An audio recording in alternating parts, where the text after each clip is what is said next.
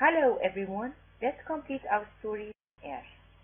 Let's start to remember the previous event by answering these questions which were homework before. How do these things change Jane's life? Jane's real name on her painting, Mr. Briggs' letter to St. John. Jane's real name on her painting, St. John found out her real name, he knew her story, he knew about Mrs. Reed's Lowood School, he knew also about Thornfield Hall and about Mr. Rochester and his wife. St. John found that she is the woman the lawyer was looking for, and that she was his cousin. Mr. Briggs' letter to St. John. Jane became a rich woman as her uncle died and left all his money to her. When St. John knew her real name, he found that she was the woman Mr. Briggs was looking for, and that Jane was his cousin. St. John thought that she is a rich woman now, so she could help him at his work and marry him. And that's what we're going to discuss about in next event. We're going to start from page 29 till 32. Diana and Mary came home just before Christmas. Their brother was pleased to see his sisters. Jane and her cousins lived quietly and comfortably together. But Jane was still thinking about Mr. Rochester. Jane thought, where was he and was he happy? Jane sent to the lawyer, Mr. Briggs, but Mr. Briggs knew nothing about Mr. Rochester. Then Jane wrote to Mrs. Fairfax at Thornfield.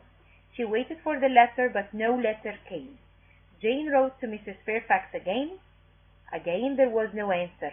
At last a letter did come for Jane, but it was only a letter from Mr. Briggs about her uncle's money. Jane began to cry. While Jane was crying, St. John came into the room and saw her. Come for a walk with me. I want to talk to you. They walked along the side of the river. He turned to Jane and said, Jane, I'm going to India and I want you to come with me. Jane was surprised. Why did St. John want her to go to India with him? As a helper? Jane asked. No, not as a helper, as my wife. I want to marry you so that we can work together in India. There are many poor people need our help, St. John said.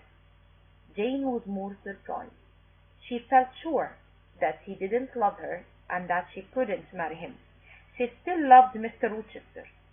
Perhaps I can help you, but I must be free. I cannot marry you. You're like my brother, Jane said. That's not possible. You must be my wife. I don't want a sister. I don't want you to marry another man. I want you to stay with me, to work with me until we die. St. John said. Jane felt cold and sad. She remembered her love and the way he saw her. I'm going away for 2 weeks. When I come back, I want your answer. I hope you will decide to marry me, St. John said. That night she thought about St. John for a long time. She did not know what to do. That night was quiet. Suddenly Jane heard a voice. Jane, Jane, Jane, it called.